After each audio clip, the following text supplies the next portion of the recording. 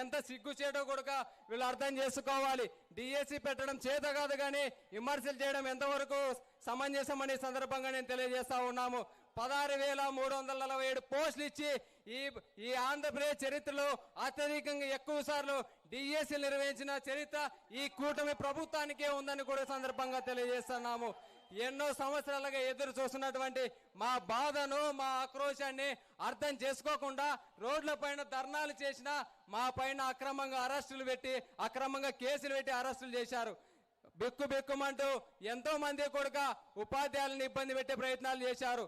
అయ్యా గత ప్రభుత్వం ఉన్నటువంటి ముఖ్యమంత్రి గారిని ఎన్నో సందర్భాలలో వారిని ఉపాధ్యాయుల పోస్టులు ఇవ్వమని కూడా 5 ఏళ్ల పాలనా కాలంలో ఎన్నోసార్లు విన్నవించుకోవడం జరిగింది, అడగడం జరిగింది. ఏ ఒక్క రోజున కానీ మాకు నోటిఫికేషన్ ఇచ్చే ఉద్దేశం ఏదైనా ఉందా అనే సందర్భంగా తెలియజేశాం. ఒక్క నోటిఫికేషన్ కూడా విడుదల చేయకుండా 5 ఏళ్ల పాలనా కాలంలో కాలయాపన చేసి మమ్మల్ని 5 సంవత్సరాలు మా కళ్ళలో ఒత్తులేసుకునే విధంగా మా శ్రమణలో వృధా చేశారు.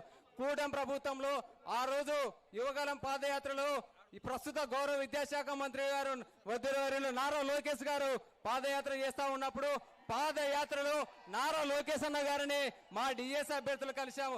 అన్న 5 ఏళ్ల పాలనా కాలంలో ఒక్క డిఎస్సి కూడా నిర్వహించకుండా మమ్మల్ని మా సమయాన్ని వృధా చేశారన్న, కనీసం మీరైనా కానీ మా బాధను, మా ఆక్రోశాన్ని, మా కుటుంబాల బాధను చూడండి అన్న. మా తల్లిదండ్రులు ఎంతో కష్టపడి ఇవాళ 5 ఏళ్ల పాలనా కాలంలో వేల ఫీజులు చెల్లించి హాస్టళ్లలో అయితేనేమి, కోచింగ్ సెంటర్లకు అయితేనేమి 5 ఏళ్ల కాలం నుంచి మేము ఇక్కడ సిటీలలో ఉండి డబ్బులలో అయిపోట్టుకుని ఇబ్బందులు పడుతున్నామంటే నారా లోకేష్ అన్న ఒకటే మాట చెప్పారు. మన ప్రభుత్వం వచ్చిన వెంటనే మొదటి సంతకం మెగా డిఎస్సి పైన నిర్వహించి మీకు అందరికి కానుకగా ఇస్తామని చెప్పారు.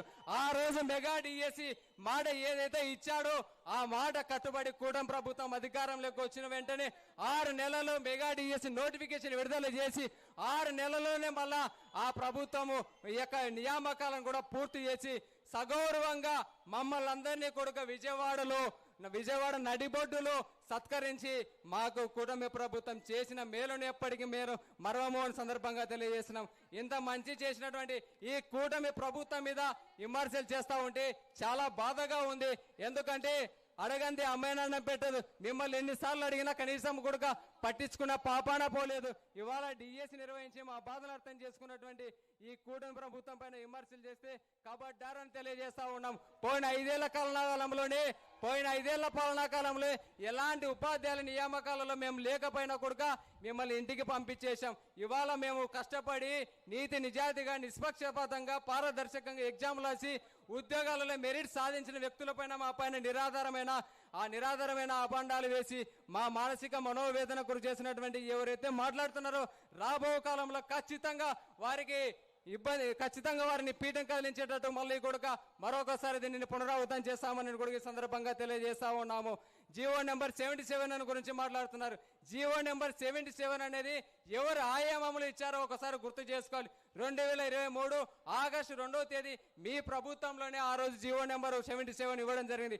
జీవో నెంబర్ 77 అనేది సుప్రీంకోర్టు ప్రకారము హారిజంటల్ రిజర్వేషన్ అనేది వారి ప్రత్యేకమైనటువంటి పరిస్థితులు ఉన్నటువంటి దివ్యాంగులకైతేనేమి, మహిళలకైతేనేమి, క్రీడాకారులకైతేనేమి, మాజీ సైనికులకైతేనేమి వాళ్ళందరికీ కూడా హారిజంటల్ రిజర్వేషన్ విధానం వర్తిస్తుంది.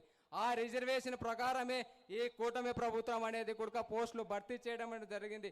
ఎవరికైతే ఈ సబ్జెక్టు పైన విషయ అవగాహన ఉంటుందో వాళ్ళు ఎవరు కూడా మేధావులు మాట్లాడడం లేదు.